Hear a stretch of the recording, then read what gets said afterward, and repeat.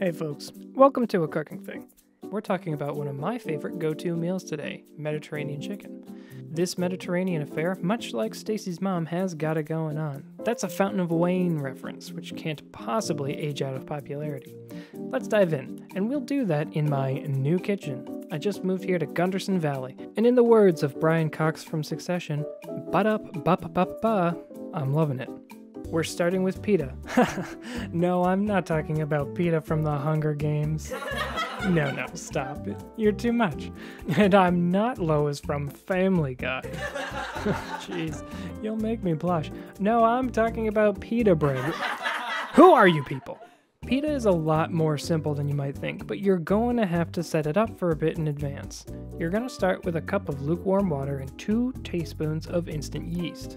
Let that rest for a minute, then add 1.5 cups each of all-purpose flour and whole wheat flour, a tablespoon of salt, and 2 tablespoons of olive oil. Get to kneading until it starts to come together, right now over Paul McCartney. It might get a little sticky, so don't be afraid to add a tiny little bit more flour, but be careful not to overdo it. When it's done, it should be soft to the touch and a little moist, also like Paul McCartney. I assume.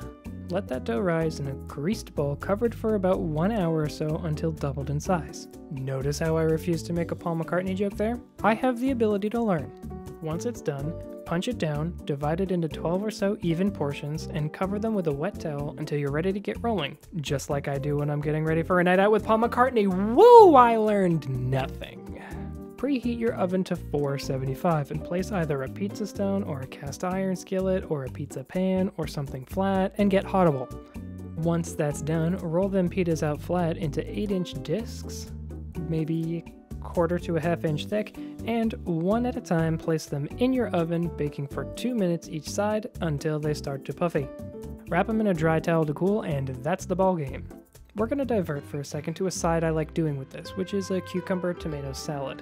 Super simple too, because we've already added far too many things to our brains today, such as facts and goofs and references that no one asked for. First, we're going to thinly slice some red onions and get them soaking in some cold water. This is going to get rid of a lot of their initial bitterness, like when you draw a bath for your angry significant other when you tell them you bought a new house because the Italian chef community is searching for you for your non-traditional take on carbonara. As an example. After that, we're going to dice 2 Persian cucumbers and 2 Roma tomatoes and place them in a vessel. Once our red onions are free from the bitterness that holds them back from seeing how great their new life will be here in Gunderson Valley, add them to the vessel as well, followed by a small portion of olive oil, balsamic vinegar, and a small portion of the following spices: turmeric, oregano, coriander, cumin, salt, and finally pepper. Mix them together, then allow them to chill in the fridge or something, I don't know. And we're good. Finally, we arrive, first hesitantly, but then with increased assured eagerness at chicken. This is the star of the show, like Peter from Family Guy, or Paul McCartney, or not Pita from the Hunger Games. We're going to start by butterflying our chicken breasts, 2 in this case. Then we aren't mad at them, just disappointed, until they're nice and flat. Then into a preheated on medium pan they go with some olive oil. We're looking for just a little color on both sides, just like that. Yeah, that's nice. Now pull them off and we'll prep our other stuff. There's a theory out there that vampires propagated the idea that they can't have garlic as a myth, so people are properly seasoned when they eat them. Mull that over while you chop up a bunch of garlic, dice up 2 Roma tomatoes, and a whole medium white onion. Now it's into the oil for the onions as they start to get a little translucent. Then the garlic for 1 minute, and last the tomatoes. Then it's time to add about a cup of white wine. Wait, this is important information. You're looking for a dry white wine here. I use a Pinot Grigio that I would drink, not just cook with. There are very few exceptions I'd make to that rule. Once that's in there, you can add the chicken back into the mix, cover it with tomato and company, and lid the whole affair until the thickest part of the chicken breast reads 165 degrees Fahrenheit. I'm bad at keeping track of time, so check back frequently. At this point, we'll add some seasoning, which includes equal parts turmeric, crushed coriander, paprika, cumin, and oregano. Let it cruise through for a minute or 2 until some of the liquid has worked its way out of the tomato.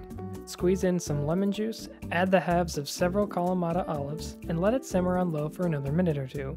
Then kill the heat, let it rest for 10 minutes, and it's ready to slice and serve with pita, cucumber salad, and hummus, if those things are of any interest to you.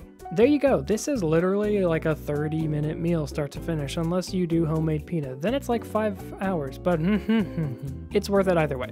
Now I have to share some of this with my new neighbors here at Gutterson Valley, so till next time, peep the full-length ASMR cut of this recipe or try something else. So long.